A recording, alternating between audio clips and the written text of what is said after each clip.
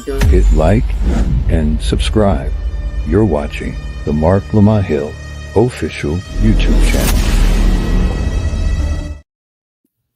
Good morning, greetings, Caro. Wow, what a day we have. Welcome to Ascending. I know you all are checking in. I see those numbers going up. I am your fired up host today.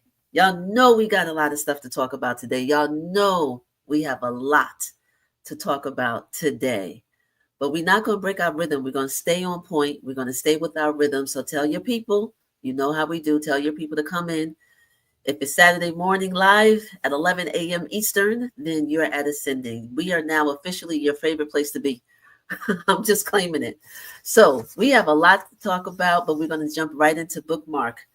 We have our bookmark today because this is how we do. It's bell hooks. Bell hooks is the bookmark for the day. I don't have I'm at a different location, so I don't have, you know how I normally hold it up. But All About Love by Bell Hooks is the bookmark for the day.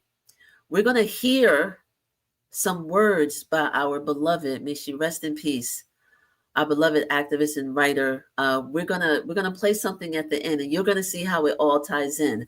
But if you haven't read this book, or anything for that matter by Bell Hooks, do yourself a favor. Make a mark on this bookmark and add this to your library. It's important. She is an important voice. She has educated so many of us, and you'll hear why at the end of the show. The other thing, that family, that we normally do that you're used to is Black Media Shout Out. We're going to shout out my friend, my sister. She's been around doing this work 33 years. 33 years. Carolyn Butts from African Voices. I know she watches the show. The reason I wanted to shout her out, because we talk a lot on a regular basis. She and I were soulmates in a lot of different ways as independent entrepreneurs, and we're going to have her on the show because that's how we do. I'm particularly focused on Black women in media, Black women in marketing, Black women activists. That's a thing, right? But we're going to have her on the show. And one of the special tributes that African Voices is going to do is to our beloved sister who passed months ago, Moitefa Anganza. I wanted to shout her out. I wanted to call her name. If you know African Voices, then you know Moitefa. If you know the Anganza family, then you know good people. So Carolyn Butts is going to do a tribute. There's going to be some special elements that I can bring to the table as we lift up her in this special tribute episode. What am I trying to say? Print version of African Voices magazine. So I'm putting it out there because I know Carolyn wouldn't mind. But this magazine has been around for a long time. But not only that, the website is a wealth of resources for those who are writers, those who are trying to find their way, those who want to go to workshops and do all the things that writers do to better their craft. So I want you to look up African Voices magazine. I want you to subscribe. I want you to look up Carolyn Butts. I'm not even going to talk about the fact that I was in a special edition of African Voices, one of the 60-something writers when the magazine did a special tribute to hip hop during the 50th anniversary. I was one of the featured writers, and guess who edited it? Kevin Powell. So look that up as well when you go to the website. But I wanted to do the Black Media shout out because it's important that we support independent Black media. Yes, this channel, but other channels, other programs, other podcasts, other live streams, other outlets, because that's just what we do. We can't say we love Black people and you don't support the institutions. So with that out the way, y'all saw some of the promo, right, that we've done. We have a very, very, very special guest who's going to talk to us about arts and activism, but from the angle of filmmaking. I get to introduce to you all our very, very special guest, and I'm really excited to do that. I want to bring to the stage very, very shortly as he gets ready. He's ready to come on. We're going to talk to the esteemed, award-winning filmmaker who's a social justice activist, who's an all-around good human being, and we got a lot to talk about. So Let's welcome to the stage Byron Hurt, who is there. We are. April, Bam. what's going on? Good morning to you. How you doing? I am great. I am better What's now. happening? Good to see you. Good to see you. See you again. I should say again. Again. Again. I'm trying to refrain right now, Byron, from gushing all over you. We've been working together for such a long time, Correct. and it's been an honor to be along in the back, you know, on the sides in the back, as you've done your filmmaking journey. So we Yeah. want to talk about it as much as we can, you know, in a short period of time, because your documentary filmmaking is of a particular angle, of a particular slant, if you will, for lack of a better phrase. You're doing social justice filmmaking, and that's how we Mm. prep people for the show. So we're going to talk about the specific films, some of which are like classic cult classics, if you will, some that have endured. But before we do that, I want to talk about, if you could open up with, why filmmaking as your tool for social justice, Mm. and why even do anything that's of the greater good for the community. Let's start there and we'll branch out. Well, first of all, April, thank you so much for having me on your show. Congratulations on having your own show. It's an honor to be here. And before I get into your question and provide my answer, I just want to thank you for all of the support that you provided for me as a filmmaker over the years with Aquila Work Songs and all of the support that you've given. Several of my films, starting with Hip Hop Beyond Beats and Rhymes. You know, I remember first meeting you. I mean, I knew for a long time, just observing you and your work as a publicist, that I wanted to have you as the publicist for my film Hip Hop Beyond Beats and Rhymes, and we made that happen back in 2006 or so, 2007 maybe, probably 2006. 2006, yep. Yeah, and we made that happen, and we've had a long journey as colleagues, but also as friends as well. So Yes. it's a real honor to be here and talk with you today. So to answer your question, why film and why documentary film? Because that's a subgenre, you know, of filmmaking. Um, you know, I never thought that I would become a filmmaker in life. You know, I was a journalist first before I became a filmmaker. I was a journalism student. I went to school at Northeastern University in Boston. I did several internships and had production assistantships at all three television stations in Boston, the major TV stations in Boston. I also worked as a writer for a newspaper called the Patriot Ledger. I used to write obituaries. That was my job. I used to come in early in the morning, and my job was to, you know, take information about deceased people and then turn it into an obituary. So, you know, I got my training really as a journalist before I became a documentary filmmaker. And then when I was a senior in college, I took a class called um, Blacks in the Media and the Press. And it was my first media literacy class. They didn't call it that back then, but that's what it was. And so, you know, we had this really incredible professor who helped us to deconstruct images and representations of Black people in the media, all forms of media. And one of the filmmakers that she introduced us to as a class was Marlon Riggs. Are you familiar with Marlon? Because of you. Yeah. Well, Yeah. Marlon Riggs was a beast of a filmmaker. You know, he was incredibly powerful. He was groundbreaking. He was a trailblazer, and he made several films that we watched in class. One of them was Ethnic Notions. The other one was Color Adjustment. Later on, you know, I watched Tongues Untied, and then the film before he died was a film called Black Is Black Ain't. But Marlon Riggs is one of the reasons, the primary reasons why I chose documentary filmmaking as my tool to help liberate Black people. That was my first inkling that I received that storytelling through documentary filmmaking could be a vehicle to transform lives. And the reason why I felt that way is because my life was transformed by the work of Marlon Riggs. So that's my short answer. I could go on, but it's Marlon Riggs is the person who was the influence. The thing that I wanted to talk about, that you for you to talk about, is the what is it about committing to like I always say, you've made a decision to be back on this a social justice angle.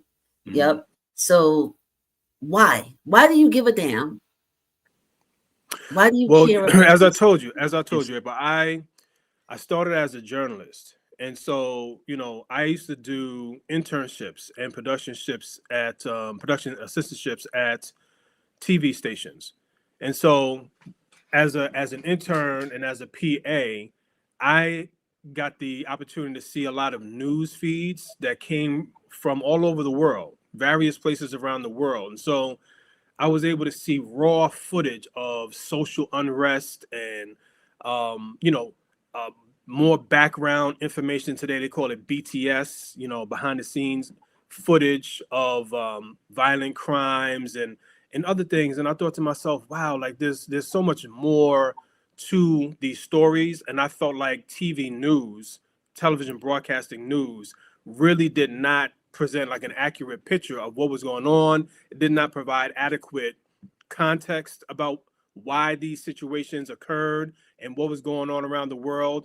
And so when I watched the work of Marlon Riggs, I thought to myself, oh wow, okay, I can take some of these issues that I care about and that are important to me, and I can delve into them, and I can tell a bigger, broader story about any topic that I want to.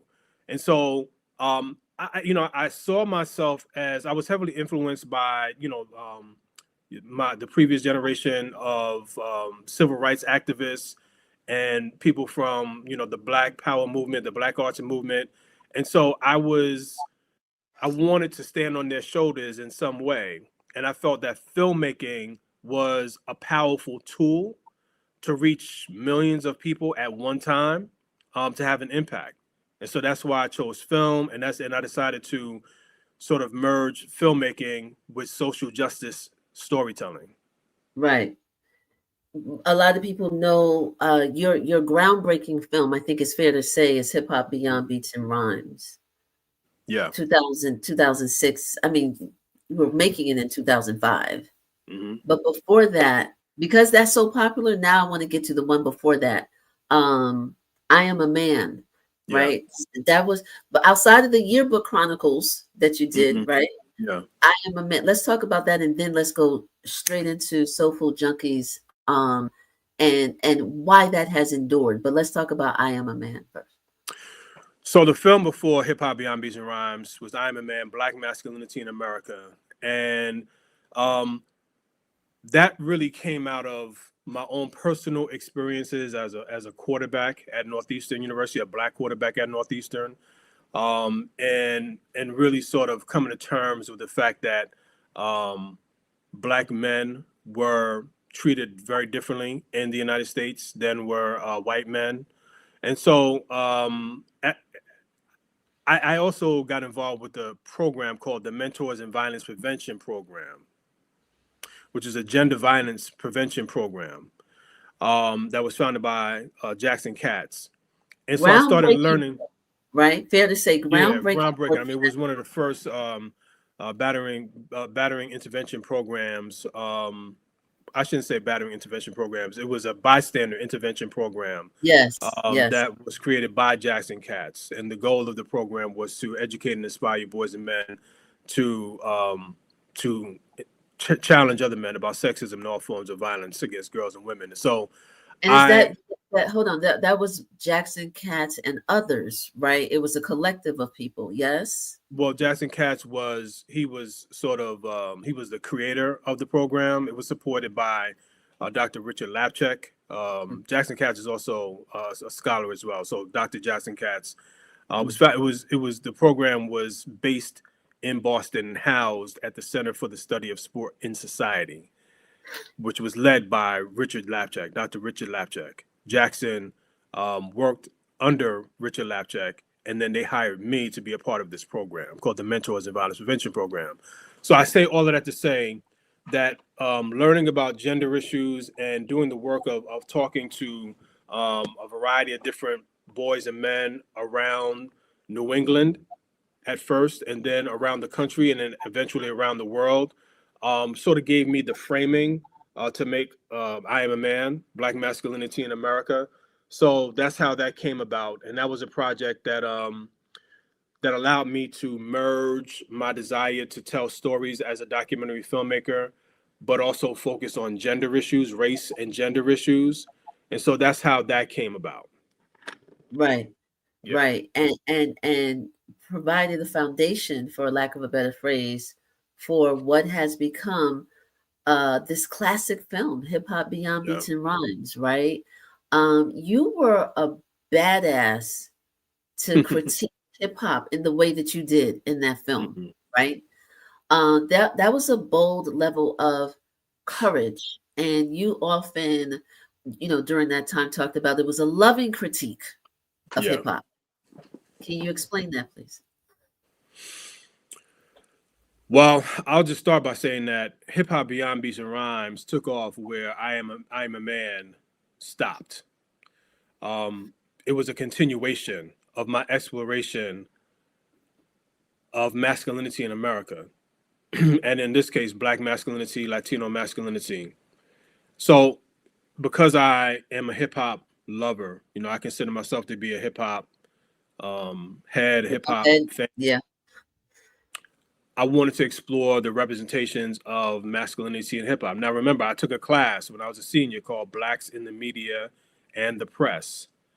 Okay. And so all of these things, the class that I took, my learning about gender issues, my desire to tell stories that were large in scope and that had the ability to reach millions of people at one time. All of these things sort of came together um, as I was making films like I'm a Man, and then later on Hip Hop Beyond Beats and Rhymes. And Hip Hop Beyond Beats and Rhymes was really my. A lot of people think that that film was about hip hop, and I often challenge people and say, no, that film is about gender and hip hop. It uses hip hop as the vehicle to have a larger conversation about gender in American culture. Because if you remember in that film, everything that we discuss about rap music and hip hop culture as it pertains to Black masculinity and Latino masculinity, um, it was always placed into a much larger context. You can't Absolutely. you can't look at Black masculinity in hip hop without taking a look at white masculinity in American culture. You can't. You Right. can't divorce the two. And so that was my attempt of trying to place both of those things into a much larger social context while deconstructing the images and, I would say the iconography of hip hop culture, what they mean, what they represent, what they symbolize, how much of it is good for us, how much of it is not good for us, and to have conversations about it. I mean, one of the things that I really enjoy about making documentaries is that and this is something that I believe strongly in, and that is that, a documentary film has its early life is when it has a broadcast or premieres at a film festival. But Right. there's a huge afterlife, and that afterlife takes place, in classrooms, on college campuses, and high schools, in organizations where people use the film as a tool to like stimulate conversation, to get people to talk. And I think that that's the real power of films, especially documentary films. When done well and done right, they Right. can Right. be discussion starters, and they can get people to talk about things that normally, you may have a difficult time getting people to open up about, especially the young people. One of the things that I heard often or most often about Hip Hop Beyond Beats and Rhymes is the fact that that film led educators and activists to have deep conversations about hip hop in ways that they could not do on their own. That's why I'm really excited and happy and honored to be with you on that journey, because that was 2006. We're coming on 20 Yeah, correct. years. Yeah, And still it's in, like you said, and I love that it's not just in colleges and universities, like you mentioned, mm, it's in high schools, nonprofit organizations. yeah. Is this the film that what film were you were in Kenya? Was it this one or Soulful Junkies? Well, we showed Hip Hop Beyond Beats and Rhymes in Nairobi. Yeah, so I showed Okay. it. various places in Nairobi. Yeah. Right, right. Hmm. But I say that not as a flex for you. I mean, talking about a flex for you, but just really, Hmm. well, yeah, I am actually. I am letting the audience know that you have a flex and that it's everywhere. It's international in scope, right? And that's I love that you said it was the aftermath. Um, let's segue that into, if we can, Soul Hmm. Food Junkies, right? Yeah. Because with Soul Food Junkies, it was a tool as well, and it was personal on a deeper level. Yeah. And also let the audience know whether and how people can still watch these classic films of yours. There are others, but let's talk about Soul Food Junkies and why it was a little bit of a departure from the personal nature of it. Well, I think Soulful Junkies was a departure from hip hop beyond beats and rhymes in that it was a more personal film. It was a film about my family. It was a film about my father's journey as he battled pancreatic cancer. Or I would say our it was a film about my family's journey to process my father's battle with pancreatic cancer. It's probably a better way of putting that. Um, but it also took on a much larger social issue. Again, me being a social justice documentary filmmaker, and that is the food system, African American culinary traditions, and its impact on our bodies, right? And so it was a very personal film. Um, it was a film that was designed to educate Black people on how we can maintain our culinary traditions while making it healthier for us. It was never intended to be a denigration of soul food or our culinary history and what we've contributed to the world via soul food. Um, and so that film had a very positive impact as well, on audiences. And I think, again, going back to your earlier question about what led me to make these kind of films, for me, it's all about impact. And so, like when I have a screening of a film like Soul Food Junkies, and immediately following, audience members they start sharing their own personal stories about a family member that is dealing with chronic health issues, and they're really trying to get them to change their health, their eating habits. When people start talking about their own transformation and how they've lost X number of pounds, or they've paid more particular attention to their health and wellness, you know, and sharing that publicly, that's a testament to the power of film. That's a testament to the power of storytelling. Byron, I'm thinking of those scenes from Soul Food Junk. First of all, rest in peace to Mr. Hurt. Thank you. I love how you carry your father with you. I remember meeting him as a gentleman, and so I wanted to say that because you always remind us, right, Yeah, about the powerful figure that your father is, right? yeah, And in doing so, and you pay homage to him, but also in the film, there's humor, right? yeah. I'm thinking of the scene, and also rest in peace to Minister Kevin Muhammad, right? Mm. Who was in the Oh film, yeah, yeah, who we lost during yeah, COVID, yeah, but he gave us a scene in the film where there was a conversation about fried chicken. You remember that yeah, that yeah, scene, and I don't remember the full context, but we walked away with him talking about how to eat to live and what's positive, what's all positive, and at the yeah, same time, like I don't know if I'm giving up that chicken, yeah, that fried yeah. chicken.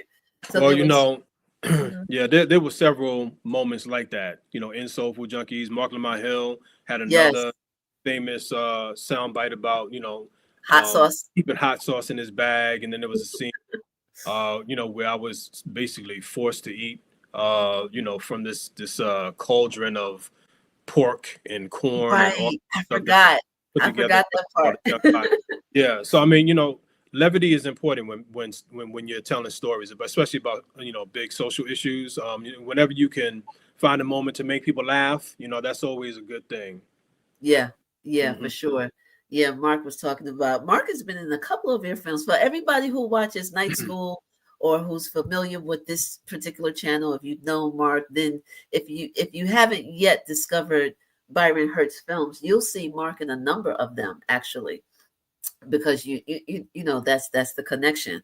Hmm. Um, so let me just say for those who are coming on board, we do this also regularly. If you are watching on Marc Lamont Hill's Twitter channel, that's cool, but it's not the coolest thing that you can do. The coolest thing you can do if you're watching on Twitter is to get off Twitter or X, whatever you want to call it, and come over to Marc Lamont Hill's YouTube channel and watch the show there. So we want to do a reminder for those who are just now checking in or you're new to Ascending.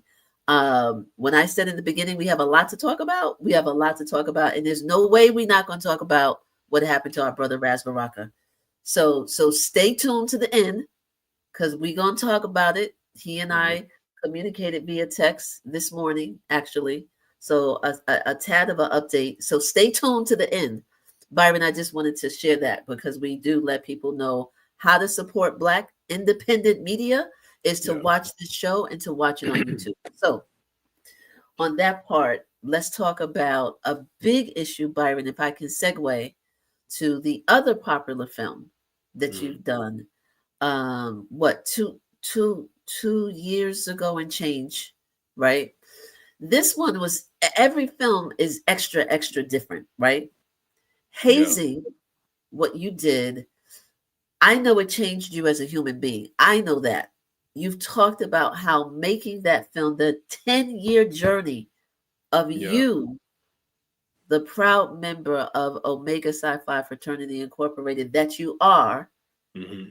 took it upon yourself to make a film about hazing. And I'd like you to talk about that journey.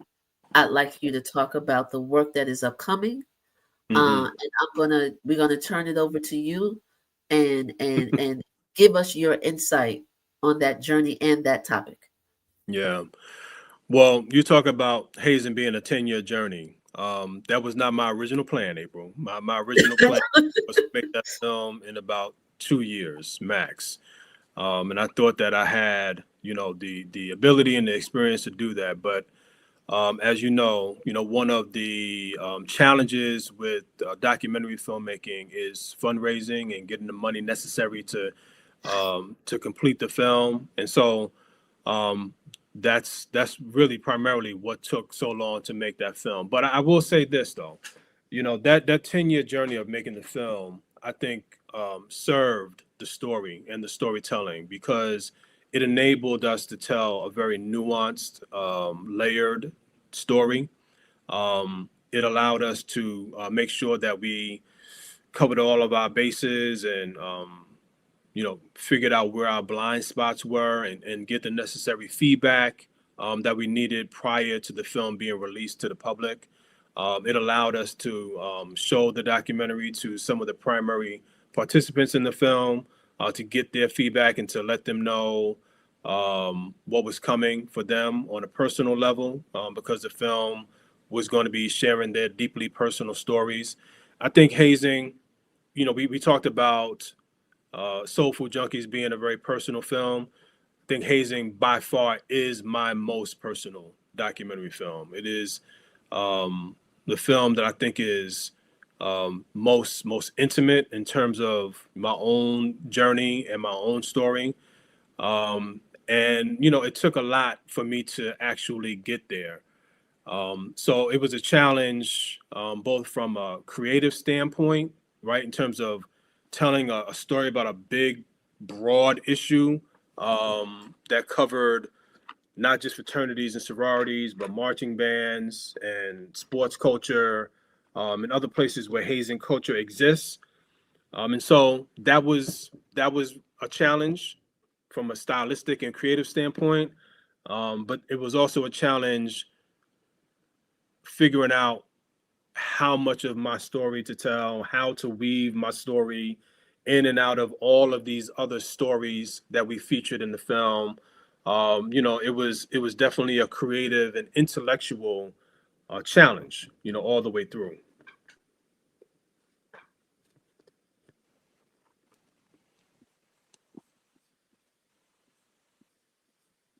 One second, Byron. April, you're muted. Pardon me. I'm back, Byron. Okay. See, you're the you're the filmmaker that would remember to turn your mic back on. No, I forget. I forget too. No. Don't get it Okay, twisted. now I feel good. No. Now I feel No, not at all. I was off camera and muted. I was asking that the audience couldn't hear. Thank you, Drake Almighty. Have you survived it? You went through a lot more than that is inappropriate to say, right? The things that you went through, and you're still doing this work, right? There's a reason. There's an anti-hazing movement that you're a part of. There's a reason that we're going to announce the upcoming series. Yeah. I even take back the question because you survived it and you always remind us that other people didn't. So talk about your relationship to the families, please. Yeah. Well, you mentioned earlier, April, that it was a film that changed me. And you are 100% correct. I mean, that is a film, not just the filmmaking process, because that was sort of transformational for me as well. But in terms of my growth as a human being, I would say that it was, it's hard to really put into words the person that I have become as a result of making that film. I am no longer the same person today that I was before making that film. Now, I thought that I knew a lot about quote unquote hazing, right? I'm using air quotes, right, to discuss the word hazing because I learned so much more than I bargained for over the course of 10 years making this film. I mean, I don't want to, no diss to any scholars out there or PhDs out there, no diss to Marc Lamont Hill and all the other scholars, but I kind of feel like, I kind of earned my PhD on hazing, right? Right. I'm being facetious. I don't want anybody to get offended by. But what I'm saying is that there was a tremendous learning curve that I didn't really fully appreciate that I was going to be going through. When you asked, did I survive it? And then you sort of self-edited yourself and corrected yourself. I was going to address that by saying that what I went through in terms of my own personal experience with hazing really and truly pales in comparison to what many other families went through who experienced hazing and what other people who experienced hazing went through who lived to tell their story, some of whom we include in the documentary.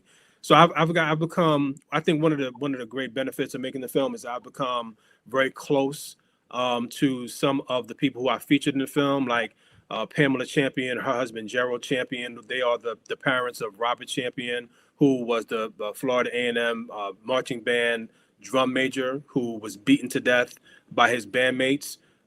Marie Andre, who was the mother of George Day Doon, who was, her only child and was a student at Cornell University, who died as a result of alcohol intoxication, where he basically, was over intoxicated. Also, Pastor Patricia Shaw Fargus, she's the mother of Kristen High, who tragically died, in a drowning while pledging Alpha Kappa Alpha Sorority Incorporated.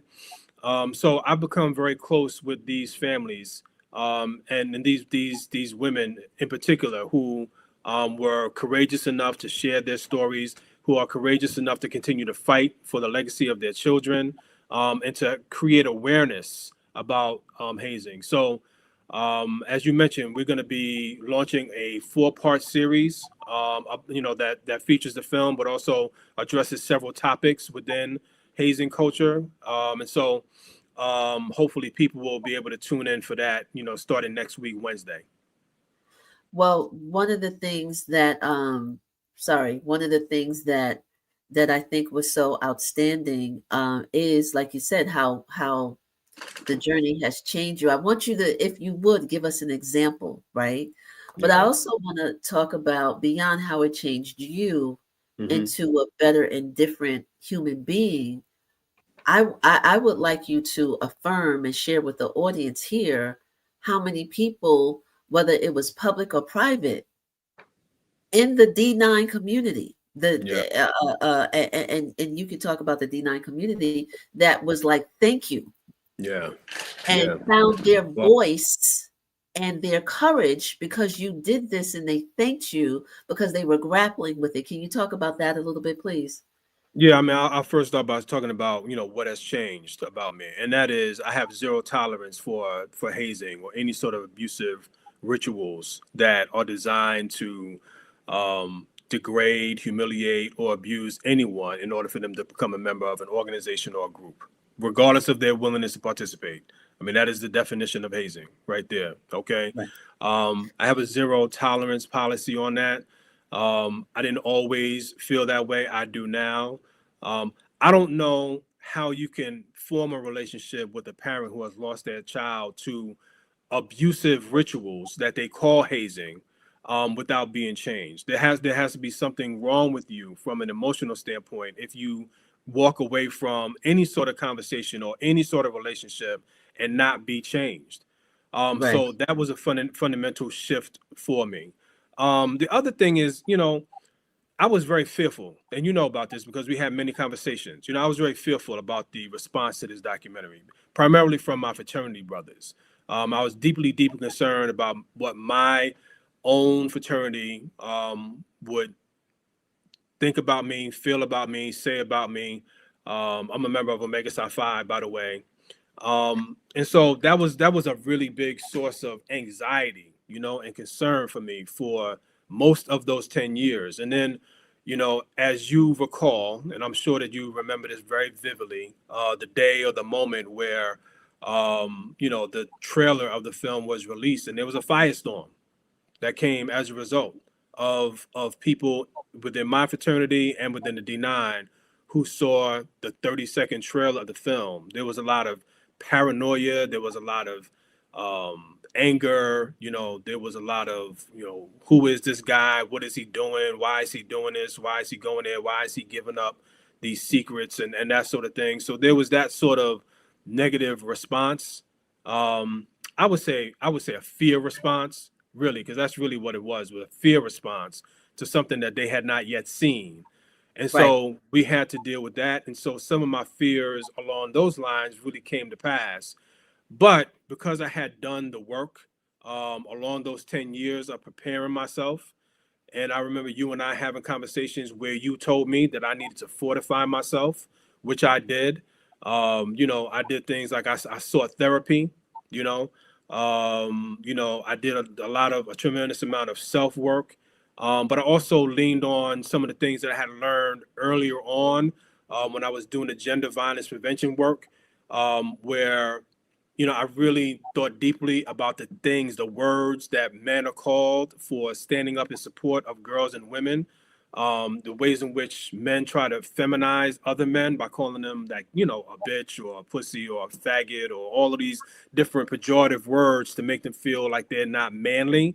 So my preparation was solid. So by the time that firestorm came, I was ready. I was ready. I was ready emotionally and intellectually to withstand it. Now that doesn't mean it wasn't challenging or that it wasn't tough, but I was able to make it through that because I had gotten to the point where I was able to diminish the power of the negative words that were ascribed to me for making the film. You understand what I'm saying?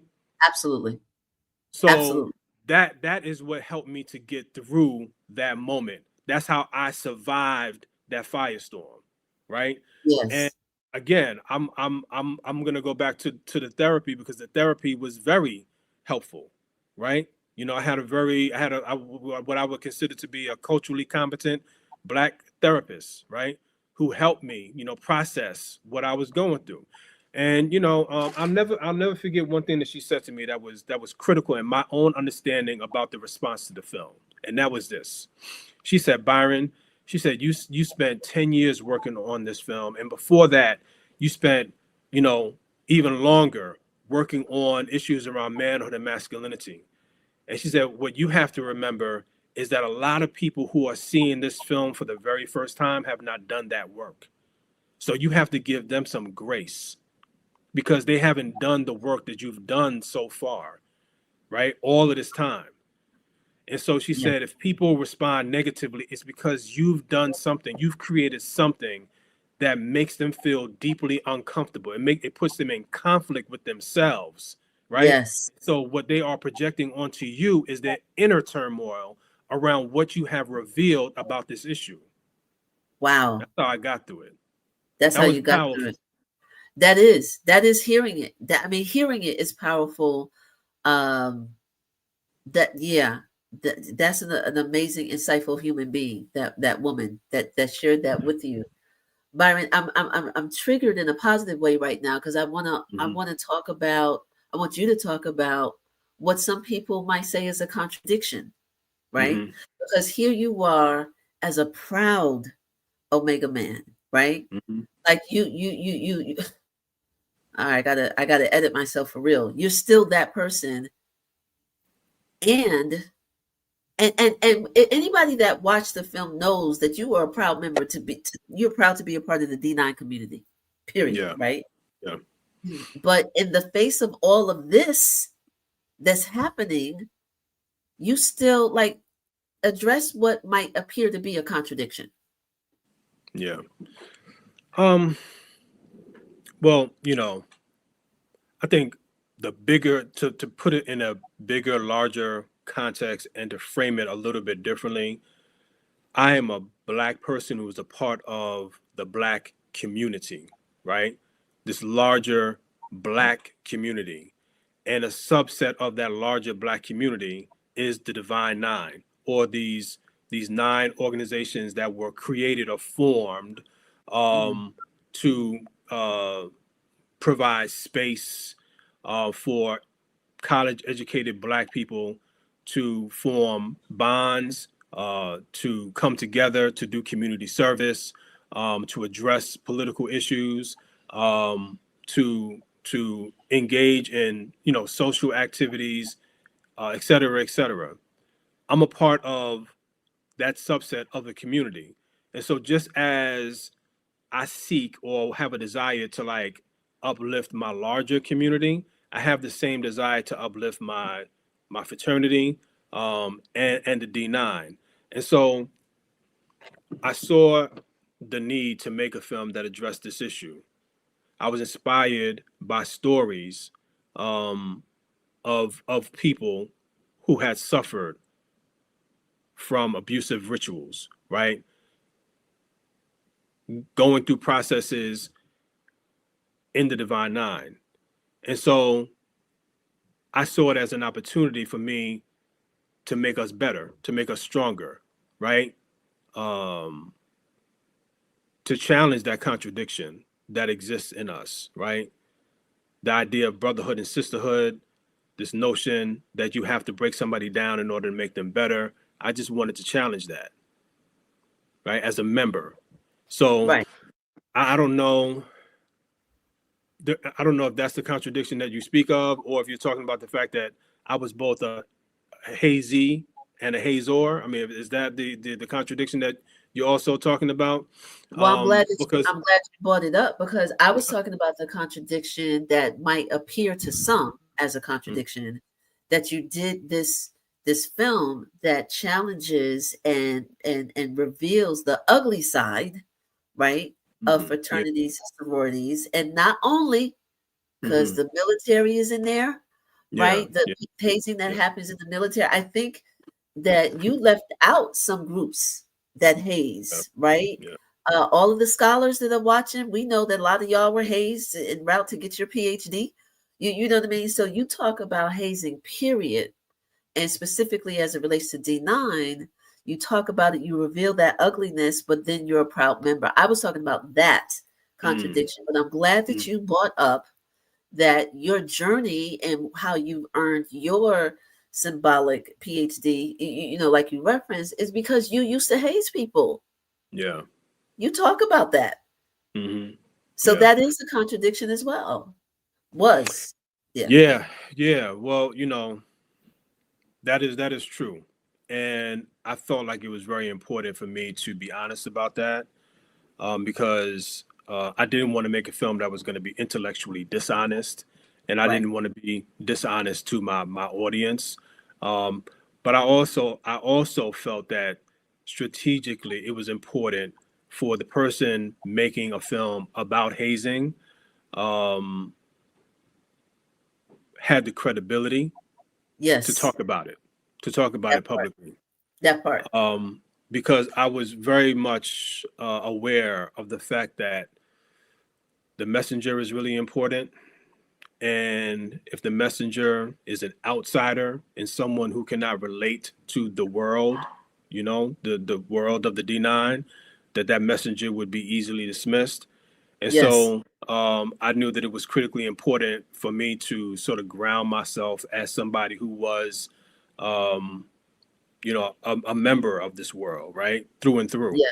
So, my acknowledging what I experienced, as someone who experienced hazing and was victimized by hazing, but also somebody who victimized others by hazing, was just my attempt of trying to be as honest as humanly possible, acknowledge my own contradiction, um, and also to signal my growth and evolution, because I think that it's important for people to see, people who come from a certain place and then grow and evolve and become something different or new. We saw that with Malcolm X. Is one of the things that Malcolm X is one of the reasons why Malcolm X is so highly inspirational, is because he acknowledged himself as once a criminal, right? But it's something about his journey and his evolution, um, and where he actually landed, that is the ultimate source of inspiration. And I wasn't attempting to duplicate Malcolm X in that way, but I also understand that sharing one's journey and experience, the good, the bad, and the ugly, creates space, or it actually creates permission for other people to do the same. I think you couldn't have put it any better. And you're so spot on, because we know that this on May 19th is the centennial, right, for Malcolm X. So I'm glad that you brought that up. Shout out to the Schomburg, who's doing Yeah. amazing work in Harlem around the centennial for months to come. But Hmm. Byron, that you made yourself human, like you emphasized the humanity in you by allowing yourself to be vulnerable. I want us to put up the part that talks about how people can see it. So let's Hmm. go a little bit more deeply before we close out, about the upcoming series that starts on May 15th, which is a Thursday. You got a couple of things coming up every Thursday consecutively, back to Yeah. back to back, where people can see the film and talk to the participants in the film. Talk Yeah. about that. So as you know, hazing has been in the news. I would say since the start of 2025, really. There have been a series of hazing incidents, so-called hazing incidents. One was a very high-profile death of a very promising young man at Southern University, who was also pledging, or was attempting to become a member of my organization. That story and that investigation is still ongoing. But there have been several other hazing incidents that have happened since then. Most recently, there's been the big hazing story involving a lacrosse team at a high school in Syracuse, New York. Members of Kappa Alpha Psi Fraternity Incorporated were suspended for decades down in Miami, Florida. I just heard of another hazing case that just broke yesterday out on Long Island, where a coach demanded explicit photographs from his players. Hazing is still happening. It's still a big issue. And so I thought that it would be a good time and a good opportunity to continue to raise awareness, by re-releasing Hazing virtually and having a 4-part series. Who knows? We may extend it beyond that, depending on how well this goes. So that people who chose not to watch the film or were not aware of the film, people who weren't ready to watch the film, can now see the film in a very different way. I think that we're in a different time, in a different period than when the film first released in 2022. So hopefully people are now ready to watch it, especially those who refuse to watch it because they didn't really want to confront the subject matter.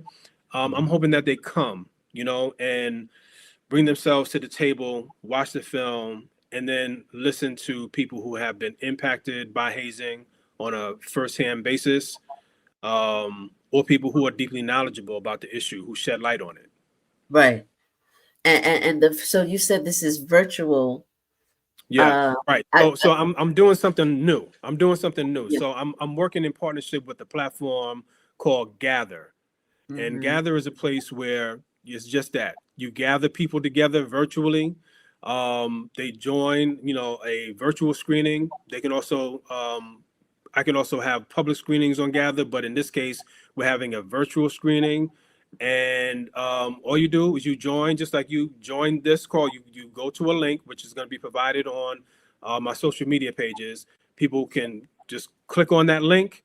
They'll get an invitation to watch the film. They click on the link to watch the film, and then they'll be in. They'll watch the documentary, and then there'll be a Q&A to follow. So you mean to tell me people can watch Hazing 4 consecutive Thursdays in a row for free by clicking a link? Is that what you're trying to say? By registering and then clicking the link to watch. Yes. That's your activism on full blast. You making it free. That is your publicist. You putting on your publicist hat right now. Yes. So people should follow you on IG. It's on the Yes. screen. If you're listening and not watching, BYRON HURT on Instagram. You can follow me, April R. Silver, on Instagram. We're going to be pushing this for the next 4 weeks. And who knows, like you said, you said it first here, BYRON, that it could go longer. It could go longer. Yeah, I'm open to that. 4 opportunities for you to watch it for film and stay after the screening and talk to Mr. and Mrs. Champion. The parents of Robert Champion, that one incident at Florida A&M that inspired you to go from inaction to I got to do something about this. Am I remembering that correctly? Yes. Well, you're very close. You're very close. You're very close. You're very close. Yeah. There's a small distinction, and I'll tell you what it is. So, I first read the story of George Day Doon and his mom in the New York Times. That was the first time that I actually thought about making a film. But I was still very concerned about the reaction. I felt like it was too much of a hot button issue or too much of a taboo issue for me to address. And then one day I came home and I turned on the television and I saw the news about Robert Champion, and that was the story that made me decide I'm going to do this. I'm going to tell a story about Robert Champion. Excuse me, about hazing, which includes Robert Champion. So that was real motivation for me to move forward and make the documentary. So tell people how they get the link. Is it as simple as following you on Instagram? So it's as simple as follow me on Instagram or my other social media platforms. I'm also on Threads. I'm on Blue Sky. I'm on Facebook. On Facebook, right? Yeah. So you can get the information there. There's a link that you click on to register for the first screening. Then once you click on that link and you register, you will receive a link that will give you access or entry to watch the film. And we're going to put that link on our link trees, as well, right? So people to even make it easier. Don't worry, folks, you will have plenty of opportunities to find out where this link is. And then you got to tell people, right? We want the audience members to tell people once they get the link and share it, because there's no limit. There's no cap, right? You just come in, you register, and it doesn't cost you anything of your time. You will be better off. These are free screenings. These are free screenings. Yes. You can watch it on any device, and then listen to It's enriching. It's weird because we're talking up to parents who has lost their children. Well, I want to say that their children have passed, right? I want to be very careful with my language. And to watch them in the film, these parents, and then have an opportunity to hear from them all, years later. That's Yeah. an enriching experience that Yeah. will help you. That will help one to deal with this and form the language and the courage Yeah. to be a part of the anti-hazing movement. Yeah. Yeah. In April, there's a reason why we're starting with the parents. And we're starting with the parents because I can't think of a more powerful um, set of advocates for their children than parents, Yeah. right? And I've learned so much from each one of these parents that will be a part of this discussion next week on the 15th. Um, I'll never forget Mrs. Champion, and to this day, I feel uncomfortable even using the word hazing anymore because Mrs. Champion has very, very strong feelings about the word hazing, right? Mm, And we'll get into that. yes. We'll get into that Yes. during the Yes. screening. Yeah. So I forgot about that. Mrs. Champion has been a part of that growth and that evolution for me personally, Yes. well as her husband, as well as Yes. her Of husband, course. Gerald Champion. Yes. And then Myron, there's also can I? Marie Andre. Yeah. No, I was just gonna say, the link for Gather is in the chat. So and my audience knows here I don't look at the chat Hmm. in real time because it's whatever. I don't. But I'm told that it's there. So let me just segue you if I may, because you already made it clear that time was no major issue. But I do want well, please finish your point, and then we want to talk about Men of Courage, right? Because that's Yeah. your other film. Yeah, no, the point I was gonna make about the parents is that, they've each really instructed me. They've taught me a lot, and with Marie Andre, the original title of the film was Hip Hop. I'm sorry. The original title of the film was Hazing. How badly do you want in? Yes, yes, And I had a phone conversation with Miss Andre, several years ago, and she challenged me about the subtitle. And she said, "I want to ask you a question." She said, "Are you willing to change the title of your film?" I said, "Well, why do you ask?" And she said, "Because that title, that subtitle, how badly do you want in?" She said, "I don't. I feel uncomfortable with it." She said, "It makes it seem as if my son died because he wanted to be in a group or a fraternity so badly that he was willing to die." Um, and that was really powerful to me. And so, as a result of that conversation, I just deleted the subtitle yeah, and just made the film Hazing. The same thing with Pastor Pat. I mean, one of the most powerful things that Pastor Pat said to me during the filming of the documentary was that she said, "A hazing death is forever. right, A hazing death is forever," meaning she's not getting her child back, right? right, And so when someone dies from hazing, it has a real impact. And I think that's the thing that most people don't really realize. They see a headline or they see a story on the news or they're yeah, scrolling and they read about a hazing incident, but they don't really make that connection to the people who are impacted by that hazing. yes. Yes, that's why I'm so happy to see people already buying tickets, Byron. That's I mean, good. not buying tickets, sorry. People are already registering. So thank Mhm. you to Megan Rolf. Sorry if I mispronounced the name. But people already registering is what I'm trying to say, which is what we wanted, right? Yeah. We wanted people to avail themselves or make this information available. Byron, maybe we'll have you come back after the series. Hmm. After the series, because this is illuminating, right? And I've been with you since 2005, right, Yeah. as your publicist, and I never tire of the work that you're doing. And it's food. No, I just get giddy. I get giddy when Mhm. people are open to learning and evolving. And I thank you for creating that platform. So let's close out on this part to tell us about Men of Courage, right? Yeah. Let's Yeah. talk about that. So, Men of Courage is my most recent documentary. It's a short film, and it features 5 Black and Latino men in the state of New Jersey who are working in their local communities to disrupt gender-based violence in their city.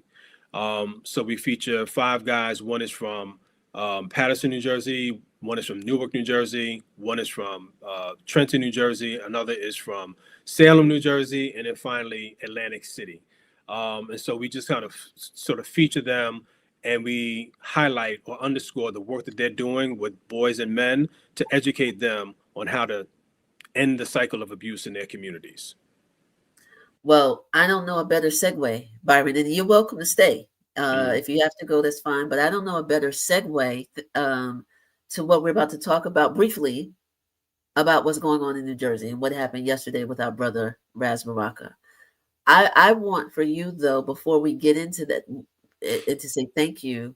But our brother Raz Baraka, and people should, it might be helpful to know that you live in the state of New Jersey. You yourself, you live and work in the state of New Jersey. You're from Long Island, but you live and work in the state of New Jersey. Yep. Our brother Raz was in which one? Which ones? Was he in Barack and Curtis? Right, that was your other. So Raz was in my film I Am a Man, Black Masculinity in America. He was also in a short film that I made called Barack and Curtis. Yeah.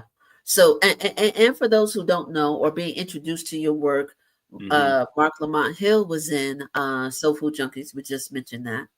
And Hazing. And also Hazing. So the very people that you see here, that's part of the Ascending family and I have relationships with, you'll see them in BYRON HURT's film because there's that connective tissue. Yeah. And I texted you yesterday about Raz being arrested. I didn't know about. Listen. I was on the for the audience to know. We were in a meeting, you and I, with the people from Gather, doing all the things to get ready for Thursday, May 15th, the first one. Having all of these things, I glanced at my phone. Raz was arrested, right?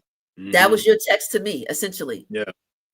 From that moment on until about 6 o'clock this morning, my phone has been blowing up. Wow. Text messages and phone calls for everybody who thought I didn't know, wanted to make sure that I knew, checking in. Do you know what the latest is? Is our brother okay? Like literally from your first text, and then it exploded because you must have saw it in real time as soon as it hit the news, right? Yeah. Around 3:30 or whatever. Yeah. You're welcome to stay for this because because the activist that you are, is fitting. So the summary that I wanted to do, and we're going to segue into Bell Hooks shortly. The summary or the thing that I wanted to tap into for our audience, some of whom was like, I know April going to say something about this. And yes, you're right, I am. I'm going to remind people, our brother Raz was on this show February 15th. February 15th. We had him on the show. I think he was like our third guest. We have a long-standing relationship of being workers together. It's so interesting, Byron, if I may share this as a setup. I spoke to his an official in his administration yesterday morning. Yeah. Because a major news outlet with just a couple of letters reached out because they wanted to talk to our brother about what was going on at Newark International Airport. And was having some problems getting the most direct way to get to him, right? And people know my connection to the Baraka family. So they text me as they've had in the past and was like, yo, can we help? We're having a little bit of troubles. I'm like, hold on, I'll get you that person. I talked to a new person. And as this official was heading to the press conference, where all of this shit jumped off yesterday, language alert, I'm going to be cursing for a minute, y'all. I'm just letting you know. As that person was headed to the press conference where all of this shit jumped off, that correspondence ironically happened just hours before I got your text to tell me that our brother was arrested. I knew he was headed to the press conference because the press conference was a press conference. Everybody knew that that was going to happen. I say all that to say, just as backup, for that moment on to as recently as this morning around 6 o'clock, I was on the phone because some people are looking for the call to action. Yeah. I got text messages like, what are we going to do? I'm ready. Everybody's Yeah. like geared up. What are we going to do? We got to go to Newark. April, Yeah. what's the call to action?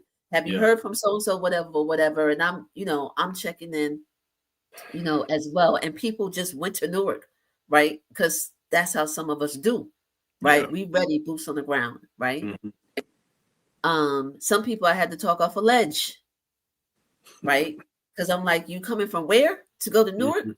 Where you Yeah. staying? You know what I mean? Because Yeah. it's the rah-rah, it's the instinctive pull that we got to do something right Yeah. now to Yeah. protect our brother. How the fuck did we get here? What Yeah. world are we living in? That kind of rah-rah is what I was embattled with, right? And I understand it, Yeah, right? well, I had that same impulse as well. I mean, I, I live in Plainfield, New Jersey, just 30 minutes right, from New York, but I was on Long Island. So my right, first impulse is to figure out, okay, well, what kind of action is taking place that I could participate in, especially considering that I have some relate. I mean, I know him, uh, of course, but also, I mean, I understand who he is and what he represents for the city of Newark, but also, in his quest for becoming governor of the state of New Jersey. right, which we talked about on this show as well. Hmm. But this is the part, Byron, where I'm tying it into to bell hooks and all of there's a part of me that said maybe it's time to hear from the mothers. Mm. And I mean that literally. Shout out to MSNBC because there was a clip where Amina Baraka, y'all have heard me talk about our beloved Amina Baraka on this show, where I've quoted her and that relationship that we have to her, right? But I love that. I'm sure it was MSNBC that had her on camera because she was there waiting to get her son back. I love that some producer knew that it was important that his mother speak, right? Mm. I'm happy to know that somebody knew that his wife should speak, right? Because some people carried this news and all they wanted to talk about, well, it was a publicity stunt. Yeah. He's running for governor, so this was all set up and whatnot. And I don't know if the Democrats really want to be talking about immigration. Like that's where some people went, right? Hmm. Hmm. But there's another conversation that said we need to hear from the mothers. That's how I interpreted it. And here's the part to complement the rah-rah. Here's the part to complement or maybe give some molding to this instinctive to just jump in the water. I'm not talking about you, Hmm. Byron. I Hmm. know you and I know your rationale and your practicality. I'm talking about people who I interfaced with that were just crashing out. And all they wanted to do was just talk about what they're going to do. And we got to do this. And so what I want people to consider is what's most important, in my honest opinion, as the proudest 56-year-old woman that that's been doing this for a minute, Hmm. that what we need from you, not you, Byron, but from the Hmm. community is for people to be whole and complete when they Hmm. come into this movement work. Not perfect, not memorizing all the dates in the policies in this. We don't need that. We need you to be whole and complete and informed. And if you're able to be whole and complete, not perfect, and informed, then be out loud, right? We need that because there is a larger thing that this movement calls for. And we need to remember that, yes, we are fighting for the protection of our brother and all that Ras Baraka represents. We want him to be the governor of the state of New Jersey because we need that kind of leadership that is bold and courageous and informed and not reactionary and is well thought out. And underneath all of that, we need to talk about why we love freedom, Hmm. why it's a humane decision to embrace people like a Ras Baraka, filmmakers like you, why we need to embrace, like Bell Hooks reminds us about what it means to have healthy, loving relationships, and that's the foundation of the movement. We don't need people who are walking around um, able to connect the dots about movements and dates and peoples, and that's important. But how do you treat me as a human being every day when somebody is not getting arrested whose name that you know? How do you relate to self in a way that is accountable for your actions? For example, you just talked about, to bring it full circle, you had a journey beyond the making of hazing that you decided to expose. You beat people's ass, I think it's fair to say, when you were uninformed or not mature in your understanding that you have now. So much so that there was a brother in the film. We had that moment in the film in hazing where somebody that you hazed was like, there was a moment there, right? Yeah. Yeah. Seeing you evolve. What I'm trying to articulate, and we're going to do a clip from Bell Hooks, is that there is a level and a depth and a relatability as being human that is important to this movement.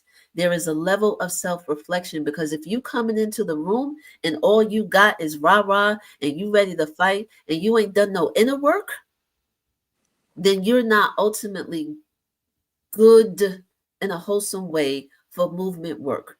If you don't know that you gotta know your place and how to respect elders and know when to shut your mouth when you don't know shit, but you don't, and when, if you all you want to do is be mad because somebody called on the other person and not you, and your ego enters the room before you do, that's a problem. So I'm asking people to consider what it means to do this movement work, right? We need you in the room. We need boots on the grounds. We need your money. Yo, for real, let me say this. You go to the razforgovernor.com, you donate now, it's going to be doubled, right? That's something the campaign told me early last week, I think it was. Yo, we need matching funds so people can donate. razforgovernor.com. You can come see Raz on May 31st in Brooklyn, Bed-Stuy. If you watch the episode I did with Raz, you know I announced back in February that we was doing a fundraiser. We doing it in Bed-Stuy, Brooklyn, May 31st. Guys, you can put up that banner. May 31st, not the banner, the image. Raz will be at a fundraiser in Brooklyn at a Sasaya in Bed-Stuy. He'll be there to mix and mingle, and we want to raise money for the governorship. That's been in the works since February. There are a lot of things that one could do to get this man in office, because we need this kind of bold leadership. Because the primary is June 10th, which is a Tuesday. Thank you, guys. You're looking at a banner that says Bison in Brooklyn for Baraka. This is like my fourth or fifth fundraiser for our brother. You don't have to be a Bison, meaning a Howard University Bison. You ain't got to be connected to Howard University. Raz's alma mater and my alma mater. You ain't got to be connected to Howard University in no kind of way. You ain't got to be connected to Brooklyn. We need you to be connected to Baraka. We need you to donate. There is, guys, put AquilaWorksongs.com/support for Raz. Sorry, guys. Let's put that in the chat. If I don't know if Rolando's here, but I know he's probably on it if he is. AquilaWorksongs.com/support for Raz, where you can get more information than what you see here. The way that people can help in a simple way is materially, right? If you got $5, you can donate that to the campaign. It's going to help more than you think it will. If you ain't got $5 and you want to help, then become informed about who Raz Baraka is and what this work represents. To become informed and not follow anything just because you saw it on social media is a flex. We need people to be informed. We need people to do the studying that they haven't done, perhaps. We need people to become wedded to the principles of standing up for that which is right. We need people to be wedded to a life that is committed to anti to things that oppose tyranny. We need people to be wedded in their lives and in their work in public and in private to be a freedom fighter.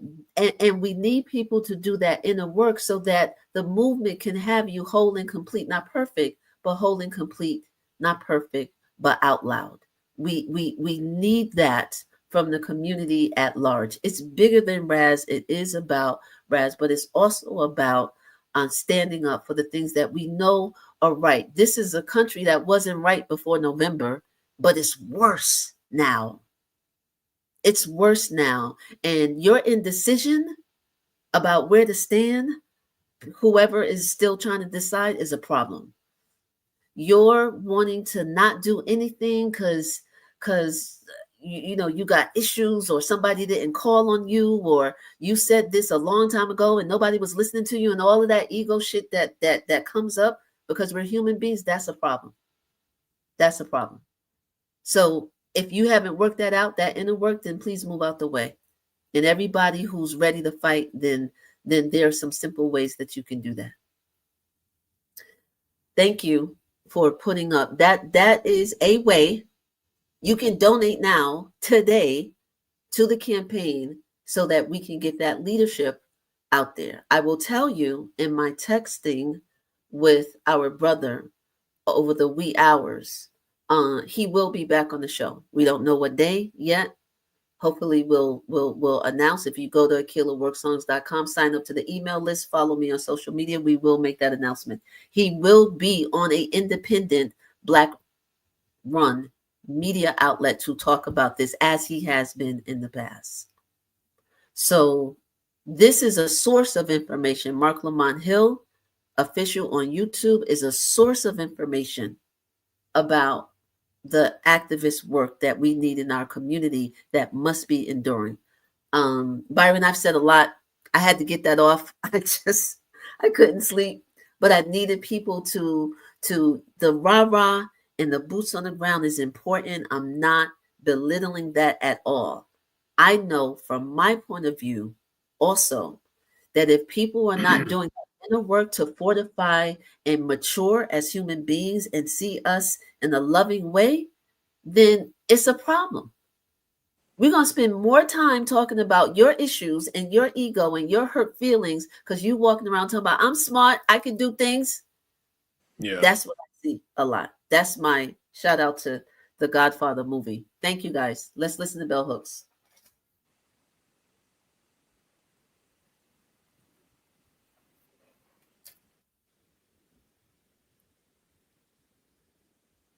Are we playing?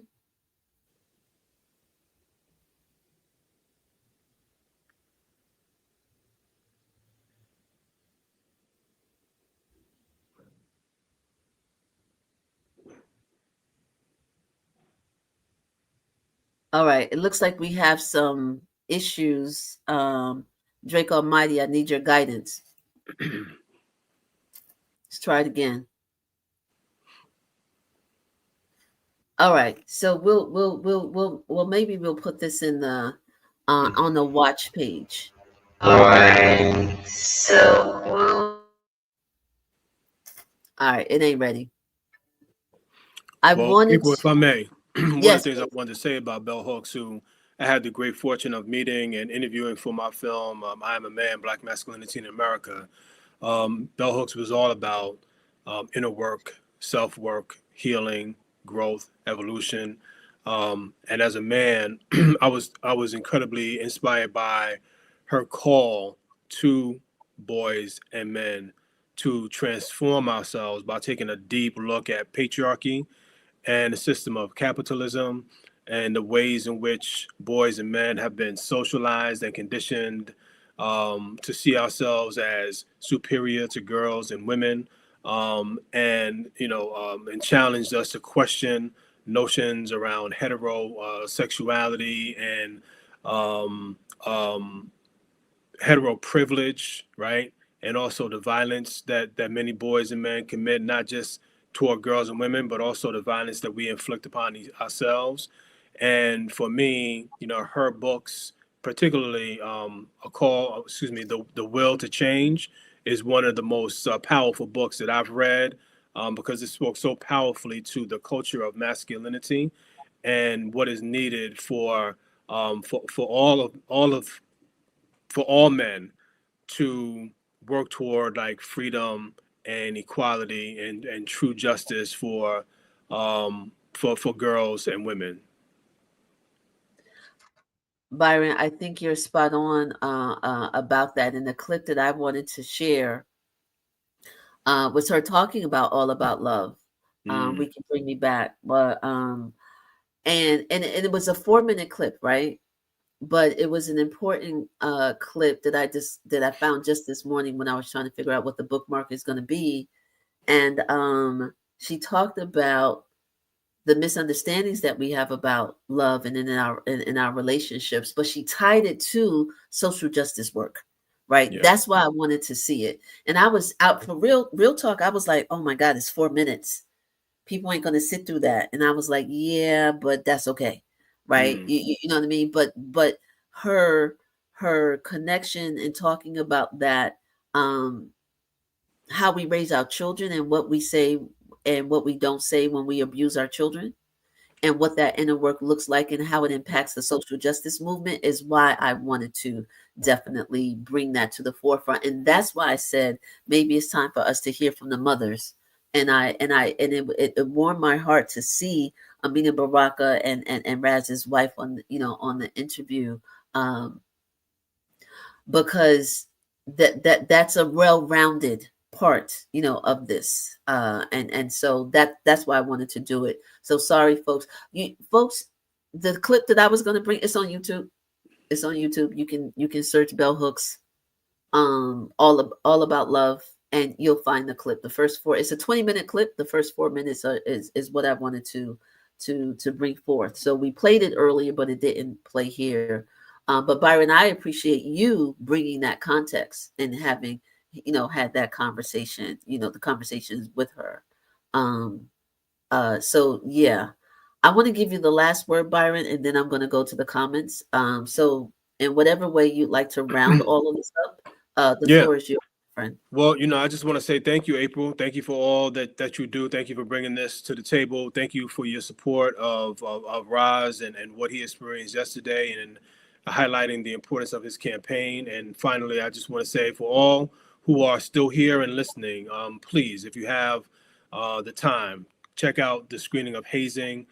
The first screening of a 4-part series will be next Wednesday, May 15th, starting at 6:30 p.m. You can go to my social on IG or my other social media pages to get more information about how to register and then how to watch. So thank you, April. I appreciate it being a part of your show, and hopefully, you'll have me back. Yeah, for sure. Like I mean, you fam. So we're going up. We're over 20 years, of Mm. doing this work together. So we thank you, because like I always say, like you decided to give a damn about this work. You're changing, I'm sure, more lives than you know. So we want to encourage people to definitely follow you and engage. And Byron, I don't remember this part, so forgive me. I'm not trying to Mm. put you on the spot. But when people sign up, right, and the link is in the chat, people, when they sign up to register to watch the series, and then they watch the series, and then they're going to stay for the panel. Is it a Q&A? I don't remember this part, Yeah. my friend. I'm sorry. There Well, is a Q. there'll be a short conversation and a Q&A to follow, so people will be able to have the opportunity Nice. to ask questions. Yeah. Okay. Okay. All right. So thank you so much, my friend. I love you much. I thank you so much for the decisions you've made in your life, and we will talk, I'm sure, sooner than later as All we right. get I'll ready be to back, move. April. All righty. Talk Thanks to for you in a having bit. me. All Of right. course. Of course. All right. Family, we're gonna go to the closeout section of how we do. Um, it's close to 3,000 of y'all watching. I'm glad that you decided. To my producers, we're gonna do here for the comments, and then we're gonna remind people of how to get more information about how to support our brother Raz, how to learn more about the work that we're doing here at Aquila Work Songs. So let me go to the comments real quick. Let's see. Why can't I? Okay, here we go. Y'all are, we do this part because I don't like watching the Mark is a master at watching comments while while hosting. I can't do that. So we had this section. I want to make sure I want to shout out Mo Beasley. Definitely is here as well. See, I knew Rolando was here. I knew he was coming. He said, sorry that I'm late. But wow, this is the longest episode so far. We're still close to 3,000 people watching at least. So Rolando, good to see you. We thank you always for holding us down. Thank you to the people who already got their free tickets to the show. I'm sorry, to the free screening of Hazing. There's a screening. You can watch the film in full. There's the people from the film are going to be in the Q&A. And then we have the people are going to talk to Byron who are in the film will be talking to Byron. And then there's an opportunity for you to weigh in. I can tell you right now, if you watch Hazing, you might not want to have anything else to do that night. You might want to just give yourself a moment to breathe after you've watched that film, because it will impact you. If you are a human being with compassion in your heart, you will be impacted. So I would say definitely give yourself some room to breathe. We want to put up that banner one more time and then we'll close out. I'm not catching. Oh, wow. You know what? I was looking at the starred comments. I didn't look at all of the comments. My bad. Let me make sure I can shout out some of the people. That's my fault for not paying attention. So we shouted out Mo Beasley. We did Rolando. Thanks to everybody who bought their tickets.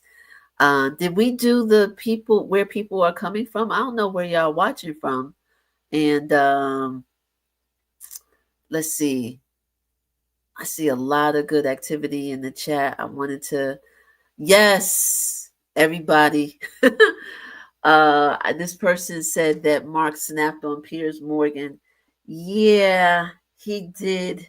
And he talked about it. For those who didn't see, watch out the other video, watch the other videos, the shorts and the videos on this channel, right? Because Marc went in. But you know what? Like, we're gonna have a show on anti-intellectualism in the Black community. We're gonna whole show because there are flat earthers out there. I know y'all watch Marc on the Joe Button podcast, so he has been doing us a favor by being his intellectual self. So it's been viral for what, going on 2 weeks now. As soon as the flat earth and him on the Joe Button podcast went viral, then this Piers Morgan thing went viral. So welcome to everybody who's new to the Marc Lamont Hill official channel. Welcome to all of the night school people who's been here since day one. Welcome to the Ascending family. I'm very grateful for the teams, but this is the place to be, y'all. In addition to all the other places where Marc is and where we are, this is the place to be every Saturday at 11 a.m. Eastern. And then Marc does night school every night. So you need to check in with him. Yes, anti-intellectualism is anti-Black. I will die on this hill. We will be there with you. We're going to live on this hill. I want us to live on the hill. But I get you. Rolando, I get you. We're doing a whole show. We're going to talk about sinners. We're going to talk about anti-intellectualism. All of it's coming. We ain't bumping nobody, right? We're already booked all the way into July for this show. We're not bumping anybody, but we're going to add on these discussions, right? Guys, let's talk about who's coming up. We got Jada coming up. We got Marc Lamont Hill is coming up in June, day before my birthday. That's the plan. He will be on here. We will do a tribute to Black fathers. We're going to do a tribute again to Black women. We're doing a tribute to Black music. We're doing something special on sound. right? And independent Black music, right? Because June is Black Music Month. And on that note, I'm going to close out by saying there's a reason I wanted us to hear from the mothers. Tomorrow is Mother's Day. What is it? May 11th, 2025 is Mother's Day. So everybody who is a mother or who is in maternal, we want to give you your flowers. We definitely want to thank you for being the mothers who are loving and kind and nurturing, whether a child was born in your womb or not.